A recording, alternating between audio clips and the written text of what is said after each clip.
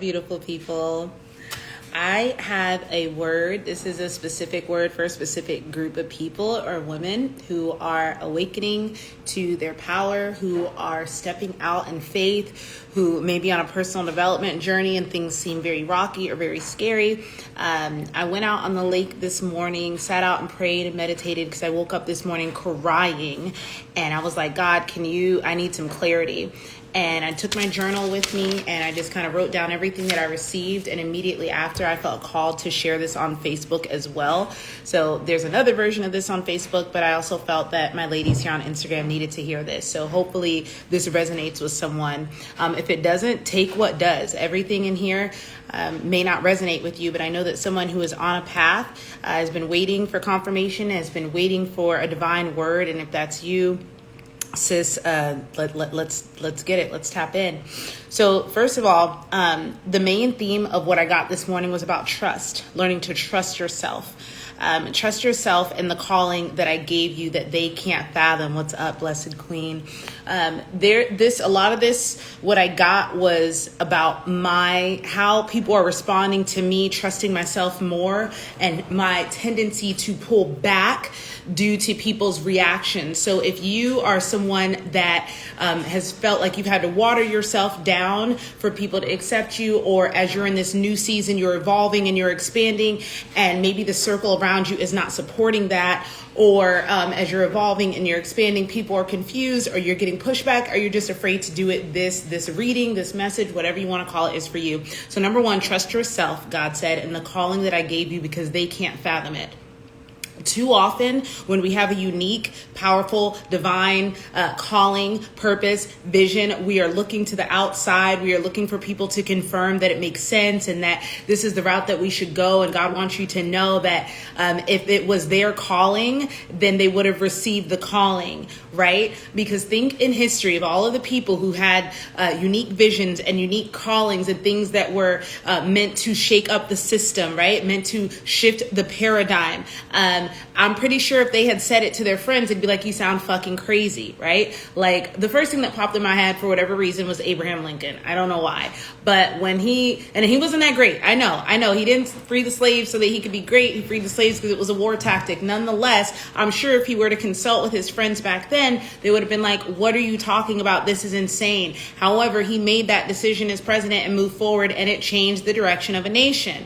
Right? Didn't perfect things, but changed the direction of a nation. And so I'm calling you, God's speaking through me to remind you that the unique call and vision that is put on you, other people aren't going to understand because it wasn't given to them. So this reading is about trusting your intuition over everything. And that is scary because sometimes you will make decisions that your intuition told you to make, and you end up in a situation where you're like, God, this is not great at all. And this is where I'm calling you to remember that everything is happening for you and not to you. Okay. Everything is happening for you and not to you. Every struggle, every setback, every season, every lesson, everything is for you.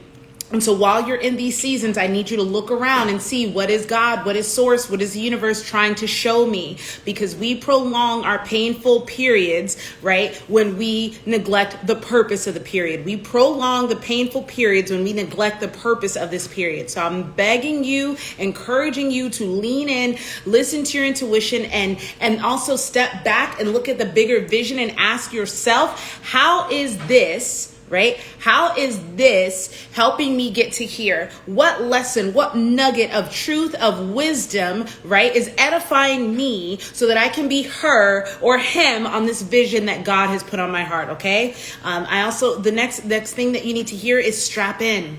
Strap in. This is just the beginning. And when I heard those words, my heart nearly shattered. I was like, God, you gotta be kidding me. I have been fighting an uphill battle my entire life, and you're telling me it's just beginning? Yeah, it's just beginning. And the good news is, though, that's how young you are.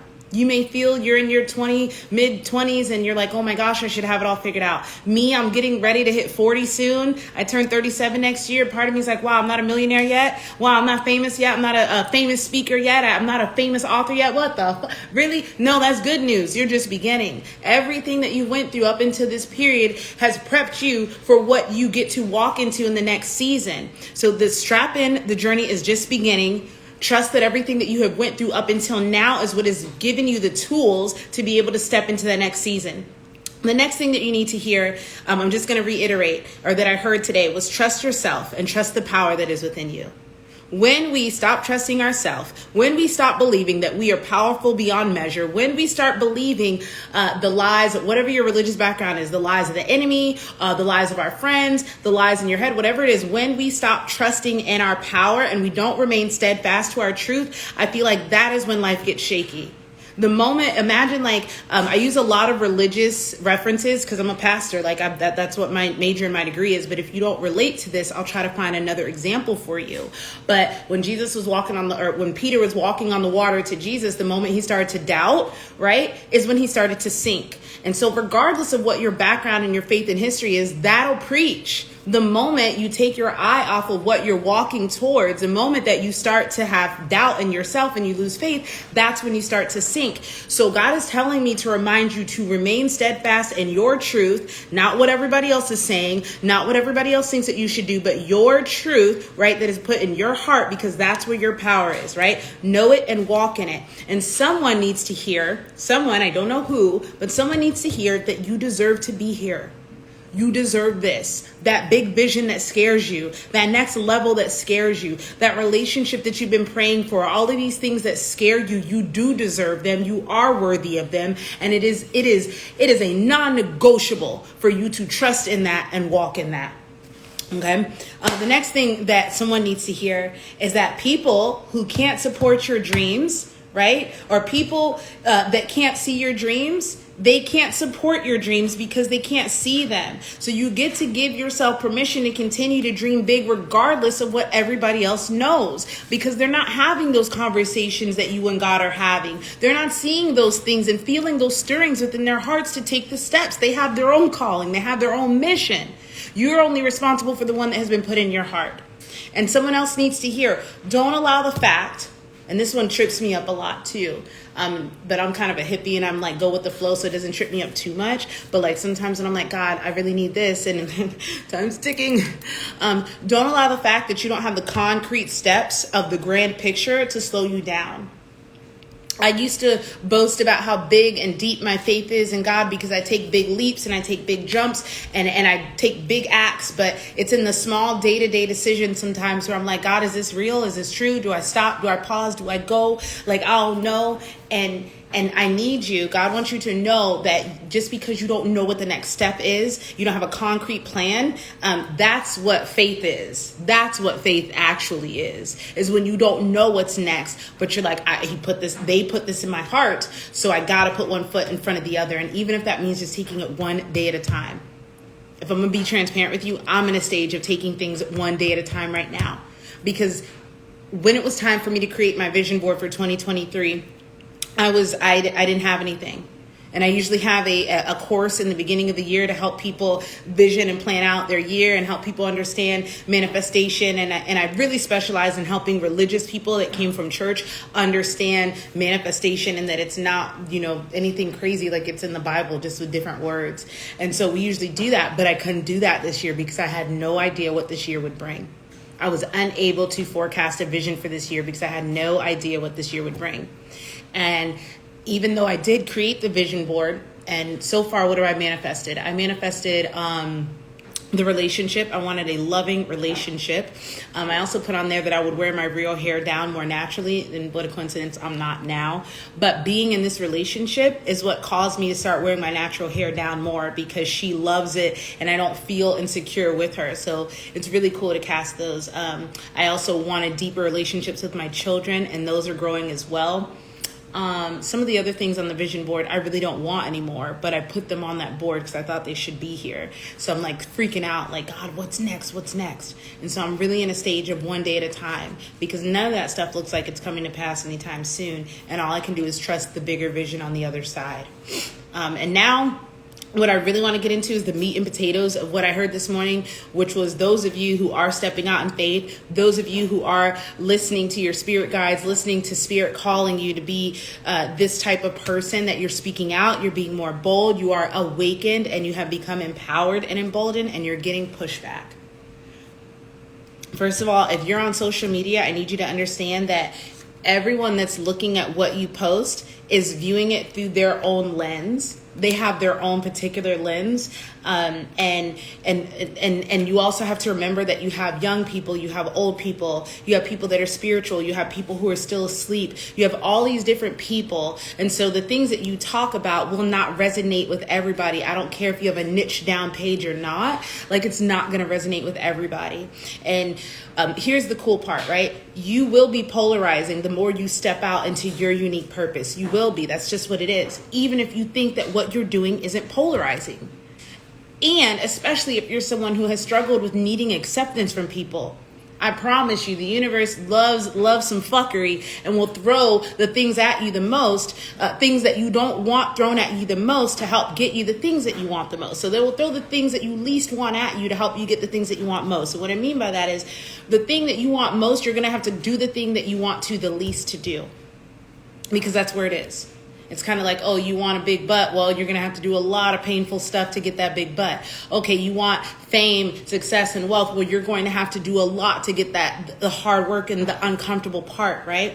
And so if you are wanting to awaken, right, and if you are wanting to walk in your purpose, that is a great, beautiful gift from God. Well, guess what? There's going to be backlash. You have to take the good with the bad. That is the law of polarity. If there's abundance, then there is also scarcity. If there's good, then there is also bad. If there's love, there's also hate. If there's dark, there's also light.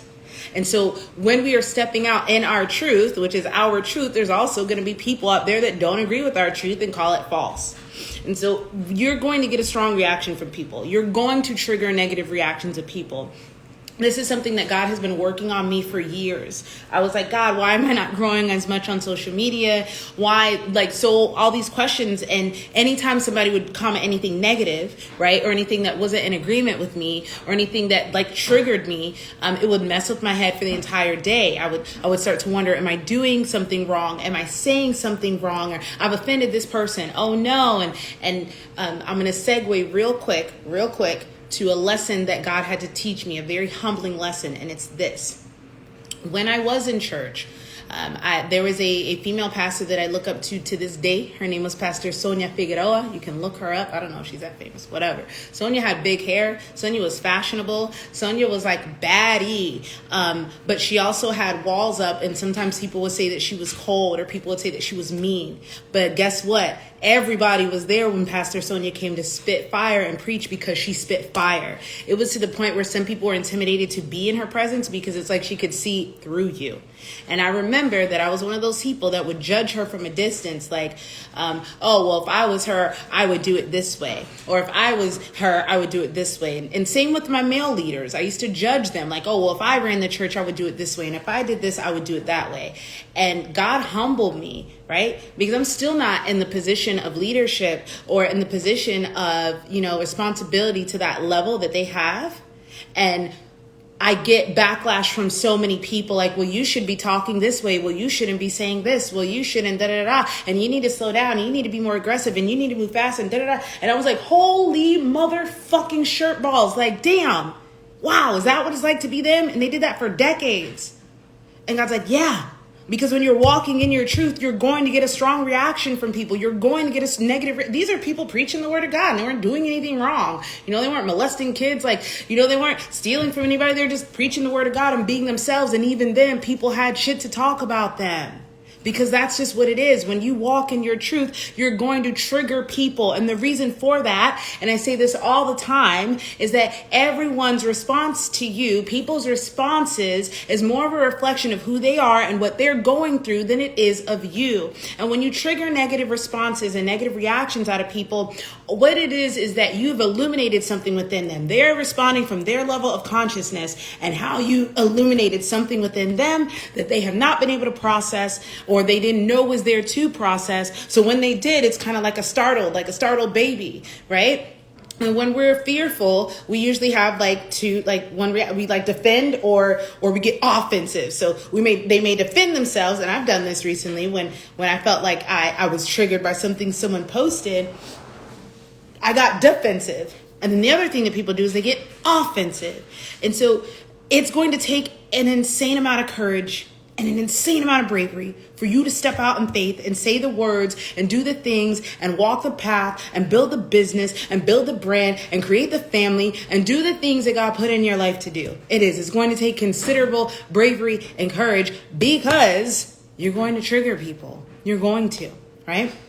And if you're an empath, you feel that junk 1,000 times harder. And I'm telling you this to, like, every time that you feel judged and every time that you feel like you've messed up or you've offended someone or you've gone too far, or you said too much or whatever, trust yourself and the calling that is on your life. Trust yourself in the vision that has been put in your head. Trust your intuition because it's there for a reason, okay? All right? Everything, all the pushback that you get from people on social media, your friends, your family, people that don't understand you, this is a projection of their own emotions and how they are processing the truth that you are revealing. So if you ever get like how I get, probably at least 3 times a week, like, oh shit, should I just shut it down? Like, that's why I haven't podcasted in a while. One, I didn't have the emotional energy to do it, to show up as consistently as I used to. And 2, I got so in my head about offending people. I got a message from a client saying, I know mind and body is the language that you like to use and that it's very close to you, but it's related to white supremacy. And my black ass at first got defensive. Like, I'm a black woman whose grandmother marched with Martin Luther King Jr., right? I'm like 3 generations down from slavery. I think I understand the effects of white supremacy. I get it. So I had to understand where that person was coming from and understand how they're viewing it through their lens, and maybe that they hadn't quite understood that masculine and feminine doesn't mean gender assigning roles. It's an energy. But nonetheless, I was getting so much feedback at once, I couldn't handle it. And I decided, well, I'm just going to shut it down. And so I had to go back into my little cave and pray and meditate and listen and wait for God's word. And that's what I heard, is that I got to trust my power and trust my vision. Because if I shut it down every time somebody who doesn't understand my vision gives me their 2 cents, right? Where will I be? Where will the women who are supposed to hear this message? Where will the men that are supposed to hear this message? Like, I'm not showing up. And another quick segue, like, again, here comes the pastor in me coming out. The word sin means to miss the mark. It doesn't mean you drank or you cursed or you did anything specific. It says to miss the mark. So for me, the word sin, missing the mark of who I was meant to be, me holding back, me watering myself down, me not showing up as everything that I was created to be, that's what is a sin, right? That's what a sin is you missing the mark of who you were meant to be. And so we sin and miss the mark of who we're meant to be every time that we hold back and we fall back from our purpose because we're afraid of offending people and making other people feel uncomfortable. People who are obviously not walking in their purpose, because if they were, they'd be able to see you and recognize that that's what it looks like when somebody's walking in obedience. Okay, moving on. There are people in your circle, and I've experienced this, people in your circle that are triggered by you showing up like this. And they're not trying to hurt you. They're not trying to derail you. They're not trying to pull you down in any way, shape, or form. But the people that do, that are not able to handle you being 100, that are not able to handle you stepping out in faith, they are either really too connected to the old ways of doing things, right? And the new way that you're doing it triggers within them that fear of change, that discomfort of change, right? I notice on Facebook when I say stuff, I get more backlash from my church friends, from my older friends in Toastmasters, from older white men, from men in general, or older religious women than when I come over here and I talk, where Instagram is a little bit open. I've got people that understand that there's not just one way to communicate with God, like it's more open over here. And the people that I'm getting that backlash from, they're not trying to tell me not to be myself, but they haven't fully stepped into who they should be. Or they're so comfortable with the way things are when women don't cuss and say fuck, or where people who are pastors aren't also bisexual. And so because of that, they're not able to support me in this because it triggers too much fear. It triggers too much misunderstanding within them, because then they have to be faced with the fact that maybe they had a unique calling that they didn't act on. And it triggers people. It should inspire them, but it triggers them. It also does inspire them. But when they lash out or they respond to you in a way that makes you feel like you should should dim your light. It's just their triggered projection, boo-boo, okay? So as you continue to evolve, as you continue to awaken, you're going to trigger people who are comfortable with the old way of being, especially if you're shifting things for them. But I'm begging you to not let their projection sway you, especially if there's someone you have a serious relationship with, close friend, mentor, family, whatever, because what will happen is it's going to cause you to restrict yourself.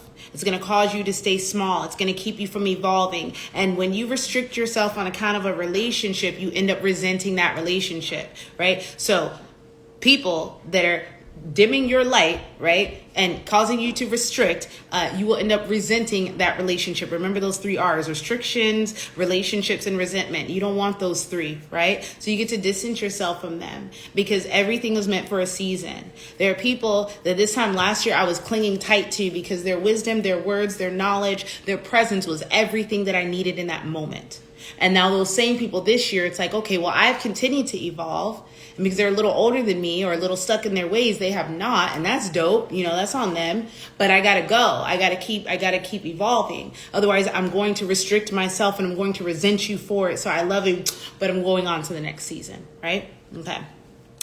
When you stay in these spaces, it's also going to reinforce the codependent relationships. I stayed in spaces. I did all of this that I'm talking about. I restricted myself to keep the love that I thought I would lose if I continue to grow.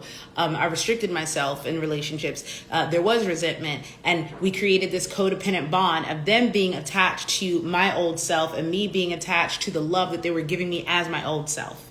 And when relationships are like that, that is conditional love. I know we talk a lot about how people should love you unconditionally, but the truth is we don't.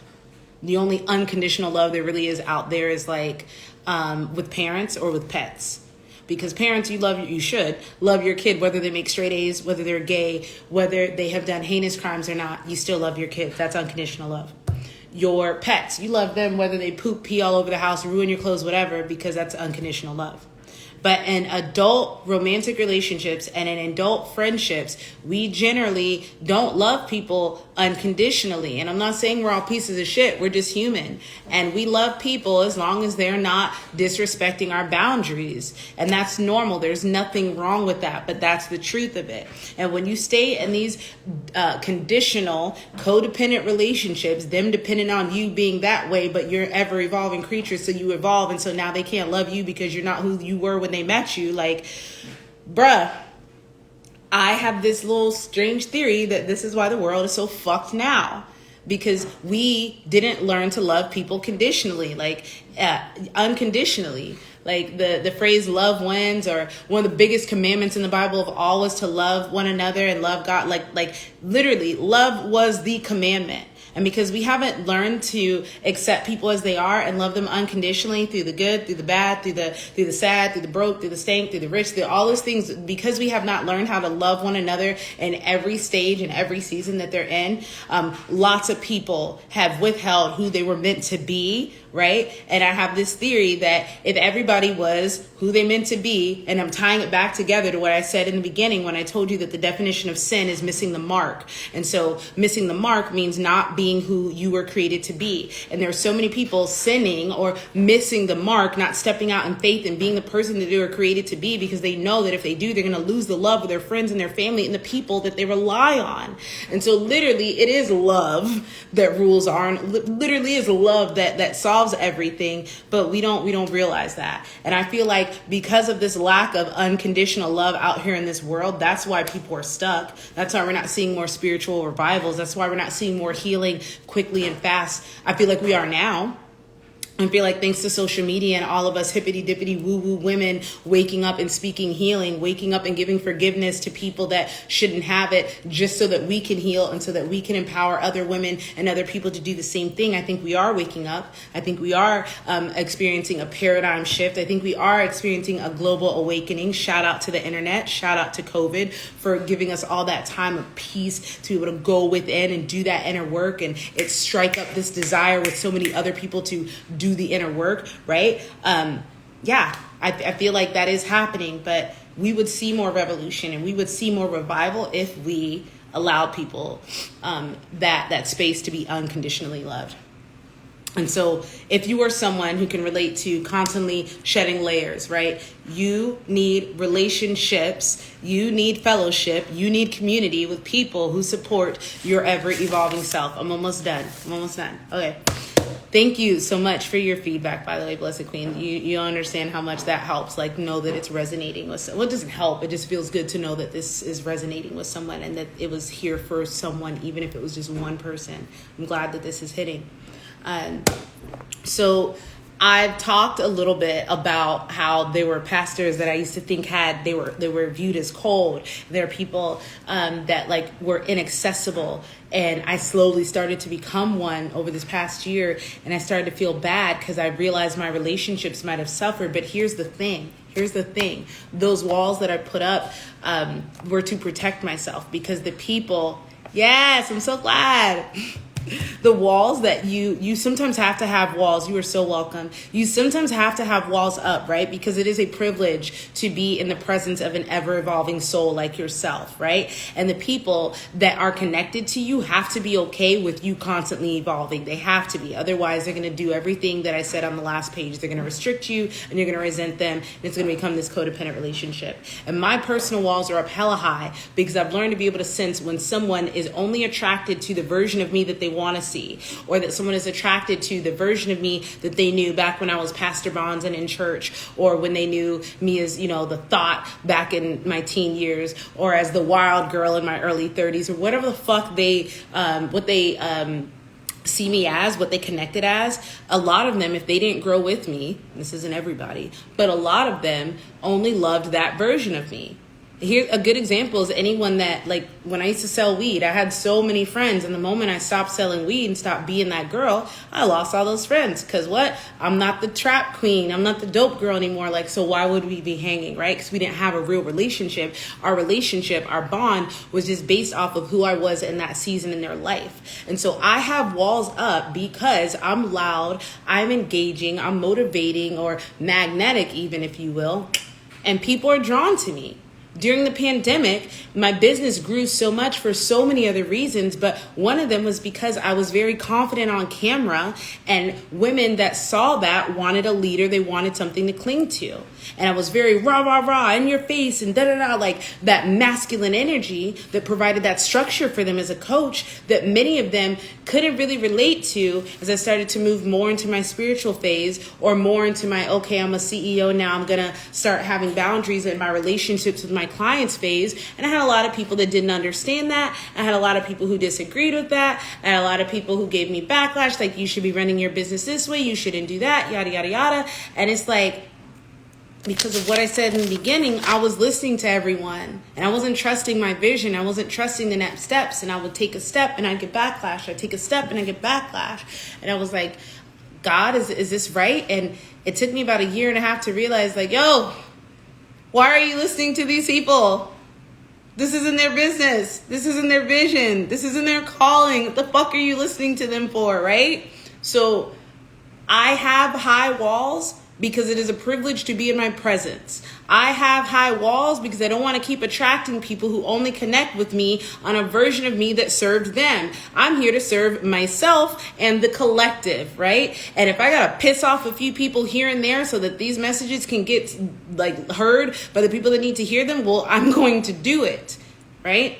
Just like you're going to piss people off, but you need to do that, right?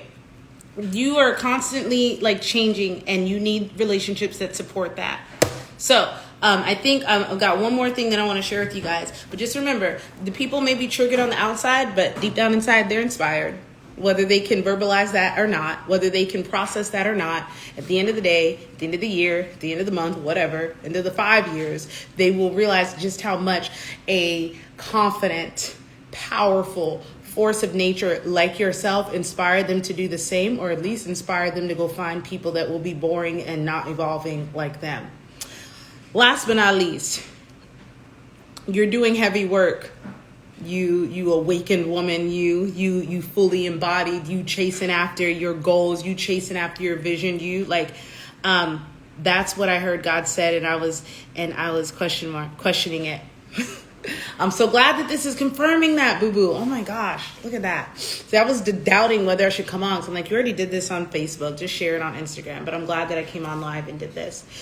You, me, we, women that are awakened, that are doing the work, that are doing the inner work that our ancestors, that the women before us didn't have the tools or the know-how to do. And thanks to the internet, it's all over, right? We are breaking generational curses. And if that word doesn't resonate with you well, some of us have church trauma and we don't like to hear church words, whatever.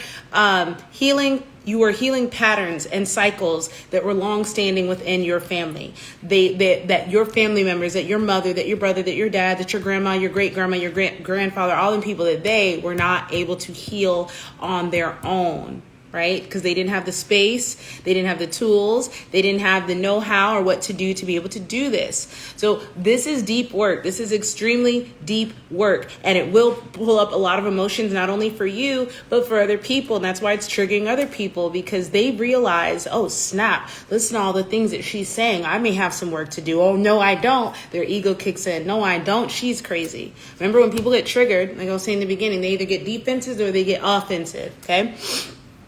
So this work that you're doing, right, is helping break those toxic patterns that kept your family from finding love. Like if you come from a generation of single mothers here, single mothers are two different, like babies' fathers. Like that's my generational curse. And I was hoping I would break it here. And guess how God did it? I had 2 sons instead of 2 daughters.